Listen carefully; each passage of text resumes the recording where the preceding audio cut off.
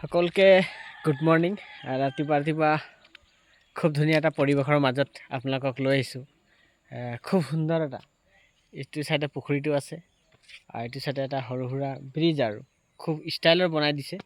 আৰু সেইটো চাইডেও এটা আছে বাঁহৰ, মানে দলং বাঁহৰ বনাই দিছে। আৰু মই আছোঁ যোৰহাটৰ এখন আয়ুষ বুলি এখন ৰিচৰ্ট আছে, তাতেই আছোঁ। এয়া দেখিছেনে, খুব ধুনীয়া এটা পৰিৱেশ। এয়া চাওক, আৰু ইয়াত মাছ মেলি থৈছে। সেইটো চাইডে এটা নামঘৰো আছে। কেনেকুৱা লাগিছে এয়া চাওক। আচলতে এনেকুৱা পৰিৱেশবোৰ সদায় মোবাইলত কেপচাৰ কৰি ৰাখিব লাগে। এইবোৰ থাকি যাব চিৰদিনৰ কাৰণে, নহয় জানো?